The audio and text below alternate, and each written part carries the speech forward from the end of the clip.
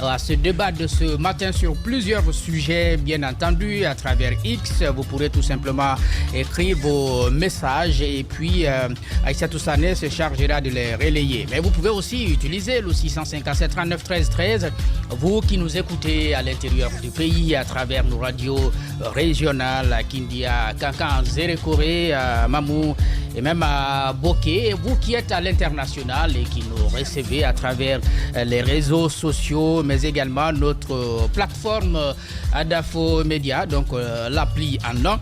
Vous pourrez suivre et participer à ce débat autour de plusieurs sujets dans la lutte contre la corruption. Depuis hier, on l'a appris, le ministre de la Justice a ordonné l'ouverture des enquêtes contre les DAF de l'ensemble des départements ministériels et de quelques services publics. Et puis, le journaliste Pendessaï, secrétaire général du syndicat des professionnels de la presse de Guinée, toujours en détention.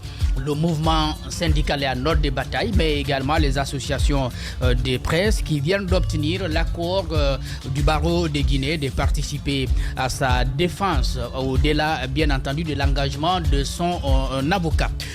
Nous parlerons de l'Afrique de l'Ouest, l'actualité, vous le savez, depuis 48 heures maintenant. Le Mali, le Burkina Faso et le Niger ont annoncé tout simplement leur retraite de la CEDEAO. Qu'est-ce qui pourrait se passer dans les semaines ou dans les mois à venir? Analyse à suivre avec nos chroniqueurs ici, et nous reviendrons sur l'histoire du CMC Bernard Kouchner qui reste toujours fermé depuis l'explosion du dépôt pétrolier de Kaloum. Merci de nous rejoindre et nous en parlerons ce matin avec nos amis Alassane Sako. Alassane Sako, bonjour. Bonjour Jacques, bonjour Mohamed Ali, bonjour. Bonjour. À nos téléspectateurs et auditeurs, Oui. Nos amis sur l'application, Oui. Adafo Média. Comme ça va se passer. En fait, l'animateur va dire bonjour à elle. Les grandes gueules. Oui. Et puis le chroniqueur aussi va dire bonjour à l'autre. Je pense que c'est une bonne formule. C'est une bonne formule, c'est très bien. Mais à la base, c'est l'animateur qui parle. C'est la conséquence Néanmoins, je salue des Mohamed Ali. animateurs qui Voilà. deviennent des chroniqueurs. Bonjour. Bonjour à tous qui nous écoutent en ce moment. Ouais. J'aimerais juste souligner que le président, ce discours du président de la Fédération guinéenne de football après la victoire Les grandes gueules. Oui. je n'ai pas compris ce qu'il voulait dire. Non, En fait, mais j'ai pourtant compris les phrases. le message est clair. Est assez clair, mais Il, les mots Oui. sont clairs. Mais le message, par contre, n'est pas clair. Vous ne vouliez pas qu'il dise ce qu'il a dit. Bon, je ne pense pas que ce soit son rôle de dire ce qu'il a dit. Non, mais est-ce qu'il y a fait, un rôle? Est-ce qu'on a besoin d'un rôle, d'être désigné dans un rôle spécifique pour dire des choses? Un président d'un comité exécutif d'une fédération, d'un pays, n'est pas un membre du gouvernement. Les grandes Il gueules. ne bénéficie pas du décret du président. Il n'est pas... D'ailleurs, le président est défendu de s'immiscer dans l'exercice de ses fonctions, lui et tout ce qui se trouve là. Donc, ça c'est officiel. Ouais, c'est officiel.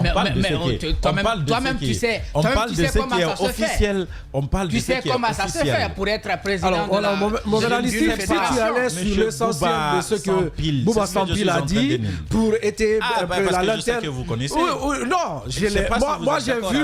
moi j'ai vu sa réaction, mais je suis passé dessus, je ne l'ai pas lu.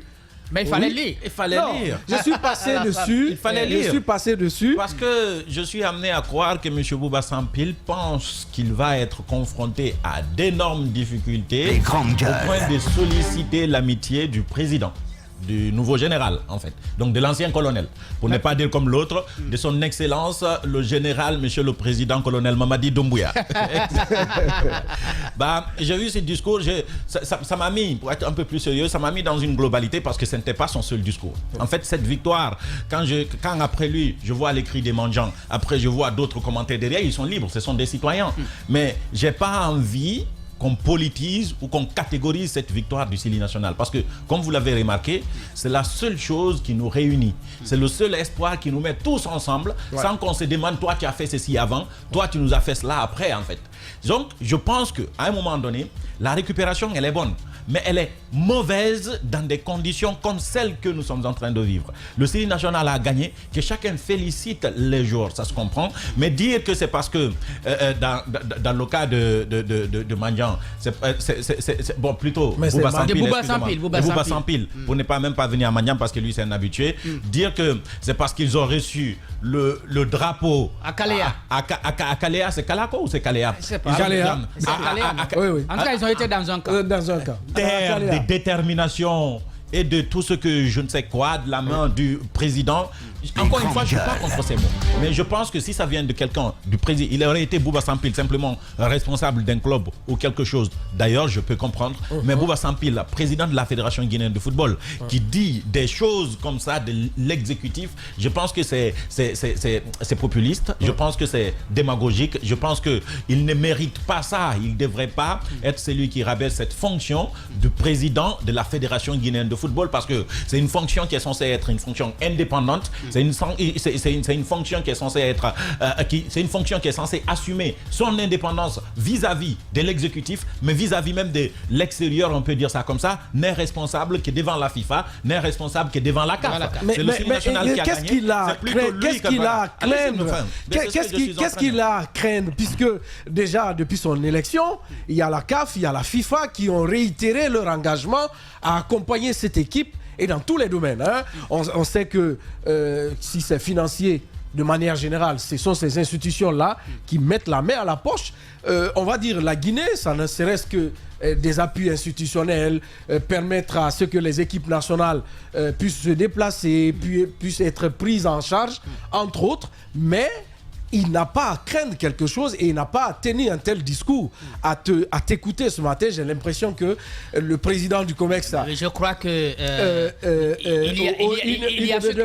il ne devait pas verser dans pareil discours, mais plutôt chercher à convaincre d'éventuels partenaires, des partenaires, des sponsors qui vont mettre de l'argent dans si vous voulez, dans le football guinéen, mais pas à compter sur l'exécutif. Mohamed Ali a bien fait de soulever cette partie-là, parce que le plus souvent, la main qui donne, mais vous parlez de cette main qui donne. Non, mais la main qui donne. Vous voyez un peu avec les primes, la réclamation des primes ou l'augmentation des primes. Mais ça, c'est une obligation de l'État. Le ministre est allé jusqu'à dire, bon, on verra au niveau du gouvernement qu'est-ce qu'on peut faire. C'est une obligation de l'État. Oui, mais pour le moment, je pense que ce n'est pas des discours qu'on doit tenir pour inciter qui que ce soit dans l'exécution de ce projet-là, projet Cannes 2023. Pour le moment, on a approuvé.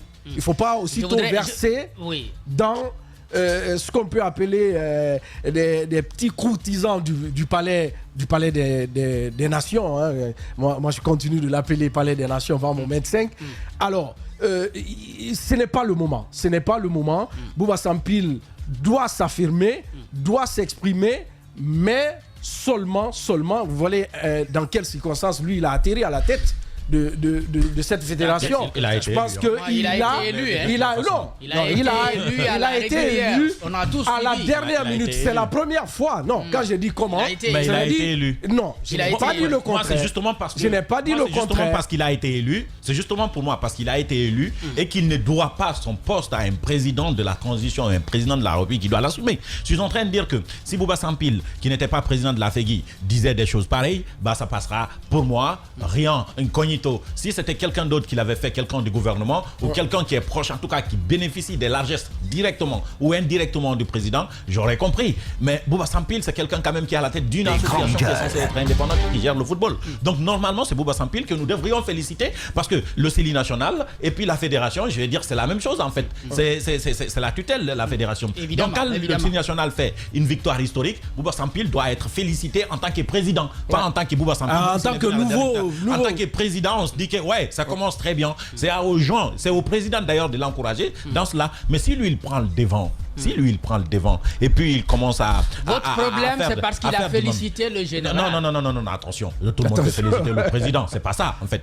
Vous connaissez les mots. C'est ça le problème. Vous connaissez les mots, vous pouvez les rappeler. Vous connaissez les... Non, félicitez, monsieur le président. Il dit, c'est grâce au général que les joueurs ont eu si vous voulez, de la force, de l'énergie pour aller compétir de cette façon et puis arracher cette qualification. En gros, c'est ça le message. Vous trouvez que ça, c'est une simple félicitation, ça? Non, peut-être que...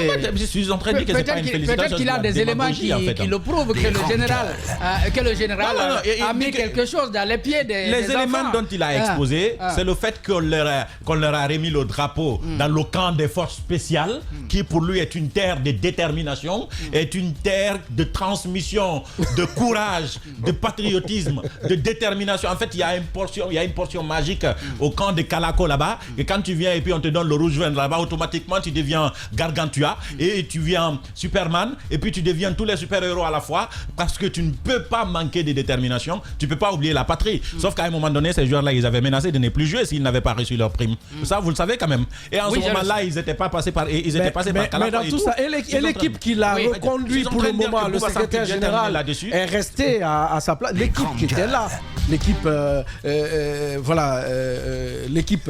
qui était là de gestion, qui l'a reconduit.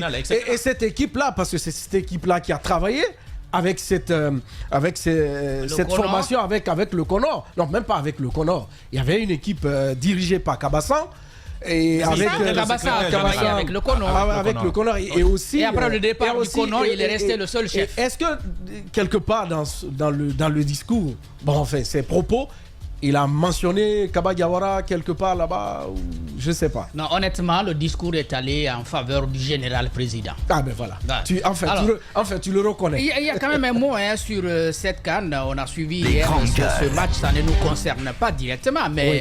Et ça compte dans les commentaires aujourd'hui, puisque c'est une CAN de peu de certitude. Finalement, on a vu l'Égypte, les pharaons tomber, on a vu le Cameroun tomber. Bon, on sait que ces deux pays étaient venus avec des difficultés. Bon, le Ghana, on sait que depuis la CAN dernière n'est pas tellement en forme, mais le Sénégal, tout le monde était convaincu qu'en face, il n'y avait rien sauf maïs. Mais qui est tombé. Et il faut le dire, ce n'était pas un coup de chance. Les Ivoiriens, ils ont vraiment maîtrisé le match d'hier. Jusqu'au bout, le bout en bout, jusqu'au bout.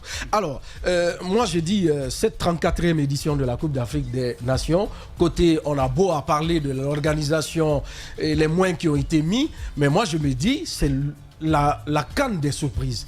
En ce sens que les équipes qu'on considérait des petites équipes du continent qui n'avaient pas assez de présentation, de participation aux différentes éditions, se sont fait remarquer. Alors, le match d'hier, moi, il y a deux faits qui m'ont fasciné, qui ont retenu mon attention. C'est que chaque changement que ce nouvel sélectionneur a pu opérer hier, quand même, il a su mettre les gars pour répondre à l'assaut des Sénégalais. Parce que les Sénégalais, à un moment, avaient baissé la pression, baissé la tension. Et vous voyez, Mané qui part jusqu'à faire une faute et qu'on ne signale pas une faute qui méritait un carton rouge. Parce que les Ivoiriens s'attendaient à ce qu'on essaye, on demande la VAR qu'on appelle l'arbitre central de venir vérifier réellement.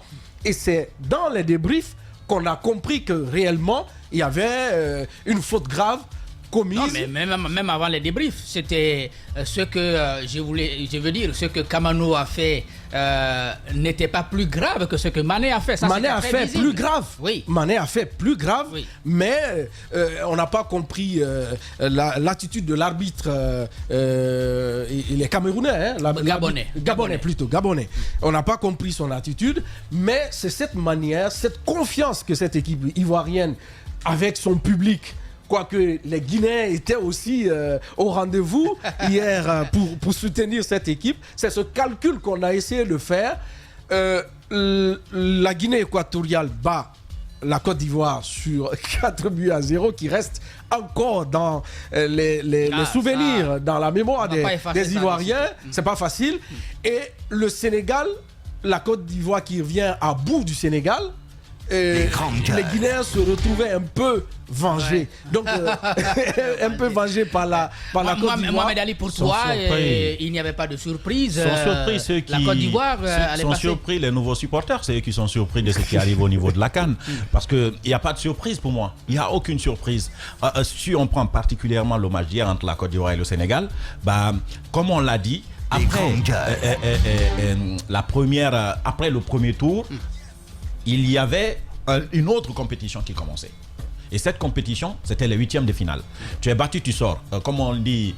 élimination directe. Élimination directe. Mais dites-moi hier, à part les 9 points avec lesquels le Sénégal est venu, à part ce qu'ils ont fait au premier tour, c'est-à-dire le parcours accidentel de la Côte d'Ivoire et le parcours parfait du Sénégal, si vous mettez ça à côté, on repart à 0. Les deux équipes sur le terrain. Dites-moi, qu'est-ce que le Sénégal a de mieux que la Côte d'Ivoire? Est-ce qu'ils ont plus de palmarès? Est-ce qu'ils ont plus de joueurs à l'international? C'est pas une question de palmarès. C'est pas une question d'histoire. Je parle des joueurs individuellement pris. Il y avait une réalité. On a vu les deux équipes jouer leur match de poule. Et là, on peut dire le problème, que le Sénégal était au-dessus. Une élimination directe, ça ne se joue pas, ça se gagne. Tant qu'on ne souffre pas. Si c'est pour les équipes qui étaient en face, le Sénégal a rencontré des équipes faibles, tout comme la Côte d'Ivoire a rencontré des équipes faibles. Je prends par exemple la Guinée-Bissau, c'était le premier match. La Guinée-Bissau a été battue 2 buts à 0. Et puis le Sénégal a rencontré la Gambie. La Gambie est plus forte que la Guinée-Bissau. C'est ce que vous pouvez dire. Moi, la Zambie est venue en 2012, ils ont pris la CAN, il y avait tout le monde là-bas. Vrai ou faux? Ils avaient combien de joueurs qui jouaient à l'international qui étaient connus dans les grands championnats? Non, mais ils ont toujours joué dans le championnat africain. Oui, mais c'est ce que je suis en train d'expliquer. Notamment le championnat chez eux. Donc, à la base, chez eux et en Afrique du Sud. Ils étaient même considérés comme des outsiders. Personne ne les avait vus venir. Jusqu'à ce qu'ils aient pris la CAN. On est d'accord au moins pour ça. Regardez l'Égypte, qui a le plus grand nombre de CAN remportés en Afrique, qui s'est fait éliminer en 8e de finale sans perdre un seul match. C'est-à-dire, durant tout le parcours, ils n'ont pas perdu un seul match. Et vous prenez le Congo, qui n'a jamais gagné un seul match dans cette compétition, qui est en quart de finale. Vous trouvez de la logique dedans? Mais c'est pas la première fois. C'est comme quand vous prenez le Comore lors de la dernière CAN. En fait, vous voyez comment ils ont joué malgré Covid, etc. Et tout ce la Gambie, c'est en ce moment qu'on a découvert la Gambie. Vous avez vu comment ils sont arrivés? C'est la même chose ici aussi. Moi, je l'ai dit au cours d'une de nos analyses ici sur le CELI national, quand on a dit qu'il faut que le football quitte la rue pour aller dans les centres et que maintenant le football est devenu une science, etc. etc. Moi, je suis d'accord que le football aujourd'hui, c'est une science pour moi, c'est vrai, mais c'est pas une science exacte en fait. Tu peux pas appliquer 1 plus 1 et puis ça donne 2 exactement. Parfois, 1 plus 1, chez les biologistes, ça peut donner 1000 parce que quand c'est un couple que vous formez et puis ça peut donner plus. Donc, cette variante-là, cette variation-là pour moi, ça existe dans le football. Comment? Si vous prenez, comme j'étais en train de dire, les joueurs sur le terrain, la plupart des joueurs, ils jouent en Europe. La plupart des joueurs, ils sont sortis des centres.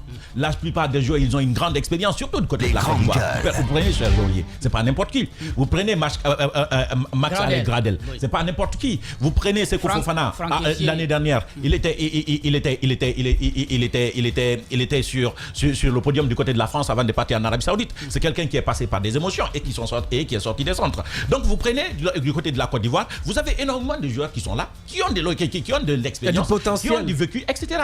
Et souvenez-vous qu'en 2006-2004, si je ne raconte pas de bêtises, rectifiez-moi, la Guinée s'était qualifiée avec 9 points avant de se faire éliminer par le Mali. Souvenez-vous. Oui. Et c'est ça qui faisait mal. On était très confiants du groupe de Pascal Fenno, de Fodé Mensaré. Ça s'est joué en Tunisie, donc c'était en 2004. En 2004. Bon, on s'est qualifié. Non, je ne sais pas si ça s'est joué en Tunisie, mais on était avec la Tunisie dans la même poule, dans le même groupe. Ça doit être en Tunisie. En tout cas, c'est 2004-2006. On s'est qualifié avec 9 points avant de nous faire éliminer au tour suivant.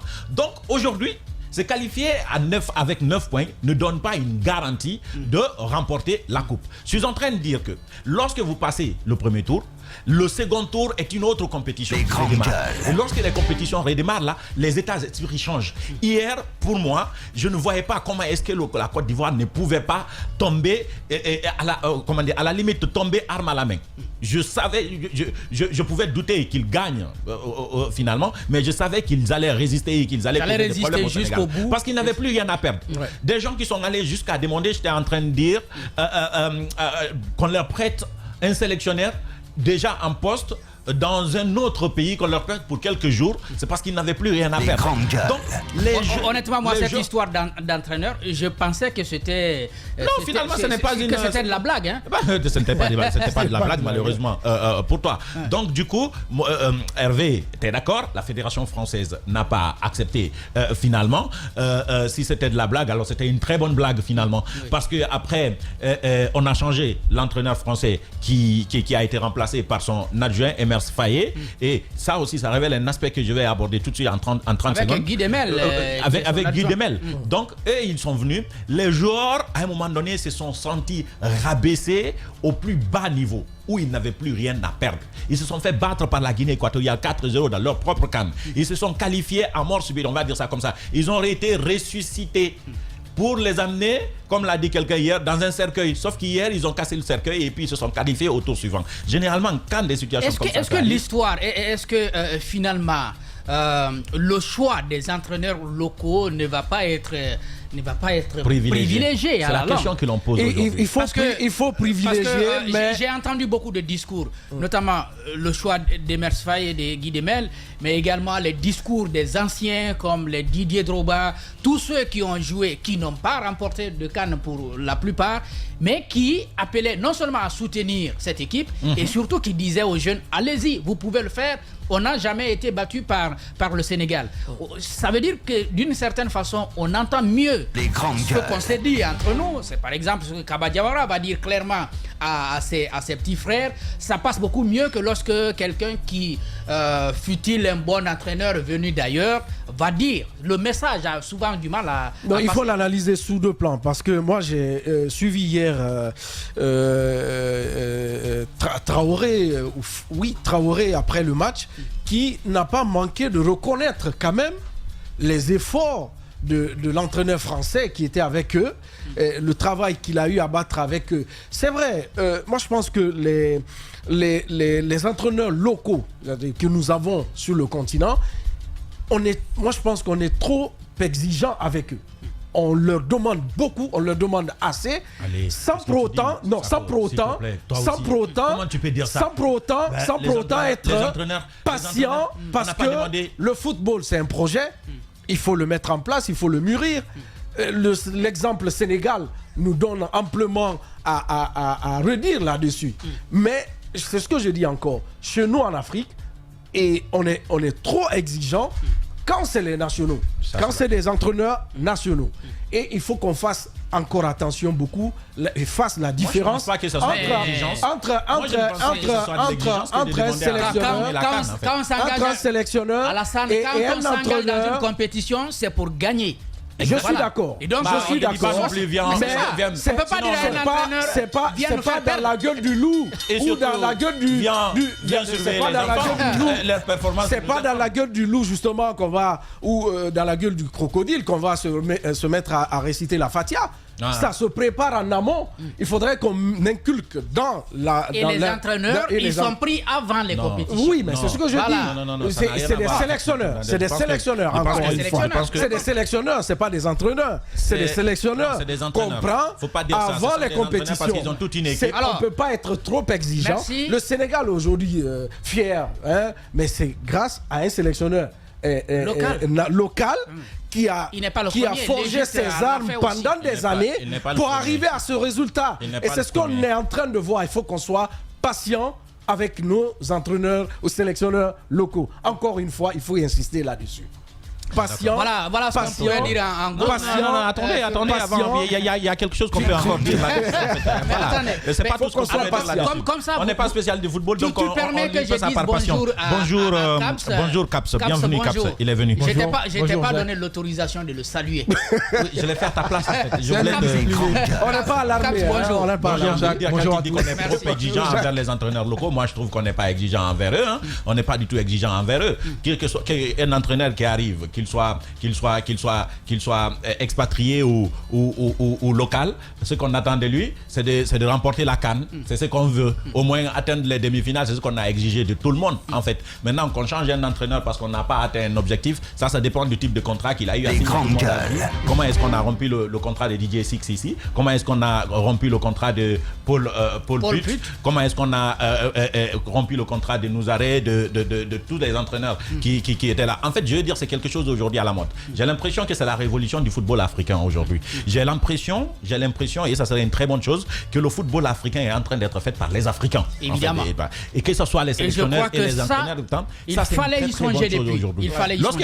Lorsque vous prenez l'Euro, Euro ou le mondial, vous verrez jamais un entraîneur, un sélectionneur africain entraîner un pays, ne serait-ce que la Lituanie, même un pays asiatique. Même un pays asiatique, vous ne verrez pas. Et ce qui est à la mode aujourd'hui en Europe, c'est que vous voyez, France, c'est toujours Didier Deschamps. Après Didier Deschamps, c'est un Français toujours qui est toujours pressenti. C'est Zidane, c'est Raymond Domenech, Laurent Blanc, les Allemands également. Dans les autres pays, je pense que c'est la même chose. Les Africains l'ont compris aujourd'hui. Donc tous ceux qui ont des expatriés comme entraîneurs dans cette compétition, ce sont un tout petit peu du milieu. C'est d'ailleurs, ça fait partie des reproches qu'on avait fait aux Ivoiriens. On dit, vous amenez un entraîneur, vous lui payez à 70 millions par mois. Vous avez des locaux avec vous ici que vous pouvez payer moins. Et qui comprennent mieux avec les joueurs, qui comprennent mieux la situation, qui parlent le même langage que ces joueurs et qui peuvent ressentir et transmettre ce qu'ils ont déjà ressenti à ces élèves, à ces trucs-là aujourd'hui. Oui. Je pense que c'est l'avantage. Tu es trop pressé, mais tu vas me laisser finir. Oui, il est venu en retard, donc il va m'attendre. On a 3 heures, t'inquiète pas, on a 3 heures pour finir. Donc je suis en train de dire pour terminer que c'est l'avantage de Kaba Diawara. Kaba Diawara, on l'a tous critiqué et moi je vais continuer à le critiquer tout le temps. C'est mon droit de le critiquer parce que je suis supporter et quand je doute de ses choix, malgré qu'il soit sélectionneur, c'est mon droit de dire j'ai pensé que ça aurait été. Mais de toutes les façons, c'est lui le spécialiste de football en fait. Aujourd'hui, ce qu'il a réussi, c'est quand même pouvoir dire légitimement, et cette légitimité il a, de dire aux jeunes, ce que vous êtes en train de traverser là, on l'a eu. Donc vous n'êtes pas les premiers. Et vous pouvez le faire à mieux. Ce n'est pas dire c'est votre pays. Si vous vous battez, c'est à mieux. Si vous ne gagnez pas, on le fera encore une fois. Je ne sais pas si vous comprenez la différence de discours. Un entraîneur expatrié, il dirait battez-vous pour votre pays. Exactement. Battez-vous pour votre pays. Même s'il dit battez-vous pour notre pays, il n'a aucune légitimité. Parce que lui, de toutes les façons, il n'est pas guinéen. Mais Kaba Diawara peut dire j'ai porté le maillot de cette sélection et je sais les difficultés que vous êtes en train auxquelles vous êtes confrontés en ce moment. Mais nous, on a vu pire. Sauf qu'on était unis par ça.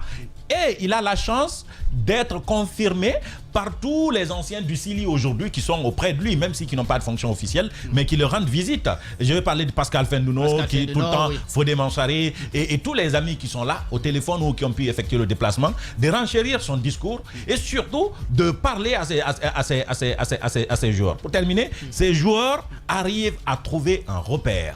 Parce que c'est ce qui nous manque dans notre pays. Un repère. Ils trouvent leur repère. Et quand on trouve un repère, on trouve une envie, on trouve une motivation pour se battre jusqu'au bout. Et c'est ce qui arrive. Mohamed Ali, le supporter numéro 1 du Sili national. Et interdit de critiquer jusqu'à la fin. Voilà, Jacques, moi je pense que dans le match d'hier, il y en a beaucoup de choses qu'on peut relever, beaucoup de leçons de morale, beaucoup de leçons d'humilité. Et l'autre élément également, c'est de dire combien le football africain s'est développé. Cette CAN, elle est agréable à voir du point de vue organisationnel, du point de vue mobilisation des supporters, parce que le stade, il est rempli. Quand le Sili jouait, j'apprenais qu'il y avait 36 000 spectateurs dans le stade. C'est énorme. Et hier, le match Cameroun, Côte d'Ivoire, Sénégal, on a vu que le stade, il était rempli. Donc ça déjà, c'est quelque chose. Et on sait que le Sénégal, par son habitude, joue en gérant le match. Ils gèrent le match, ils ne se pressent pas, ils ont cette ascendance psychologique bien avant que le match commence parce qu'ils sont l'équipe championne de la CAN, de la dernière CAN.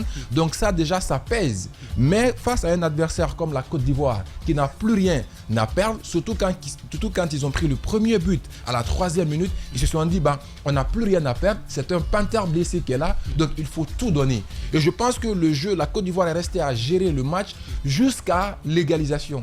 Dès que les Ivoiriens ont gagné ce penalty-là, l'ascendance psychologique a changé. Ça s'est renversé et finalement le Sénégal subissait, la Côte d'Ivoire s'est dit on y croit, on peut pousser encore au bout et ils sont arrivés à pouvoir réussir quelque chose d'exceptionnel. Et c'est ça justement qu'il faut le dire. On a la Guinée équatoriale qui a fini première de sa poule avec 9 points, qui vient en phase d'élimination directe qui perd. Oui. On a le Sénégal qui finit avec 9 points, qui vient en phase d'élimination directe qui perd. Les Ivoiriens, ils ont commencé à ironiser sur la toile en disant que le dernier de la classe a fini par battre le premier de la classe. C'est-à-dire que le meilleur élève le dernier de la classe a eu son examen. Ça, hein, parce que c'est justement nous ça. aussi, nous étions derniers. On était premier des derniers. Oui, premier des derniers, mais dans notre groupe, on était avant-dernier. On était avant-dernier, oui. On s'est qualifié, on est allé battre le premier de l'autre côté. Exactement, donc c'est pour dire qu'avec le football, absolument tout est possible. Il faut encore y croire. Et l'une des différences majeures qui a joué lors de cette CAN-là, c'est au niveau mental. Hier, c'est le mental qui a permis à la Côte d'Ivoire de s'en sortir. En faisant le parallèle avec la Guinée, c'est la même chose qui s'est passé également avec l'équipe de Guinée. Et pour revenir à Kaba Diawara, je pense qu'il y a quelque chose quand même qu'il faille saluer. S'il y a une seule réussite que Kaba Diawara a eue lors de cette CAN-là, c'est cette capacité qu'il a eue à fédérer l'équipe nationale de Guinée, à créer une forte cohésion entre eux et à travailler sur le mental des joueurs. On avait cru comprendre que cette histoire de prime qui avait commencé au sein de l'équipe pouvait déstabiliser, mais ils ont montré une certaine maturité que même en faisant nos revendications, on sait dissocier les choses, on sait faire la part des choses. Oui. On peut demander des revendications, mais on ne s'amuse pas avec la question nation, avec la question Guinée. Quand on sort sur le terrain, on mouille le maillot, on est venu au charbon, on donne tout et on est prêt à tout donner pour la nation. Et je pense que les joueurs ont pu montrer ça. Et de l'autre côté, Kaba Diawara aussi a pu comprendre cette équipe-là, finalement, sur qui je peux miser. Évidemment. Au fur et à mesure, il a commencé à comprendre ces joueurs. Il a d'abord réalisé qu'il peut jouer avec 2 attaquants. Il peut jouer avec Bayo et Guirassy à la fois. Et on a une découverte exceptionnelle de l'autre côté. On a Diakité qui a cette capacité-là, un grand dribbleur, un grand porteur de ballon qui peut faire de très bons centres et avoir les têtes de Bayo ou de Guirassy. Et ça fait la différence. Et je pense que ce sont des choses à notre avantage. Il faut qu'on y croie. Au début de la CAN, c'est comme quand tu viens... c'est comme quand on prend l'œuf. Au début, on a le liquide, mais au bout de 15 minutes, 5 à 3 minutes de cuisson, ça devient dur. Ce qui est parti beaucoup plus mou à l'intérieur ressort dur. Et je pense qu'aujourd'hui, on a cette carapace-là qui devient dure. La confiance, au fur et à mesure, commence à s'installer. Et il y a en neurosciences, il y a ce qu'on appelle, Jacques, l'oxytocine, qui est l'hormone de la confiance et de la motivation qui commence à s'installer au sein de cette équipe-là. Les gens commencent à miser les uns sur les autres. Il y a le soutien mutuel qui est là. Et je pense que les gens doivent accompagner Kaba Diawara. Et peu importe l'issue de cette CAN-là, je pense que c'est quelqu'un sur qui il faut miser. Il faut lui donner du temps. Je l'ai dit la dernière fois. Parce que le succès, exactement, le succès vient au bout du processus. Il y a beaucoup de choses en amont qui ne sont pas préparées chez nous, mais malgré ça, les jeunes sont en train de tout donner. Je pense qu'il faut donner le temps qu'il faut pour construire une équipe. Ça a été la même chose avec le Sénégal, même s'ils sont sortis hier. Ça, c'est le destin, c'est le football, c'est inévitable, mais ils ont quand même produit du très bon jeu. Ils ont tout donné, ils ont mouillé le maillot. Mais le football a ses réalités et c'est ce qui a été hier. Et je pense que la Guinée doit tirer le son pour dire qu'on ne surestime absolument personne dans cette CAN et on ne doit sous-estimer personne parce que toutes les équipes se valent. Il n'y a que le terrain qui commande. Caps pour son analyse scientifique. Merci beaucoup à ceux qui nous écoutent, qui nous suivent du côté d'Abidjan, de Yamoussoukro, de Korogo, partout en Côte d'Ivoire et qui suivent de près l'évolution du Sidi national sur place. Le vendredi, je crois que c'est le vendredi, nous allons gagner, nous allons battre la République démocratique du Congo et filer tout droit en demi-finale. Bien, so.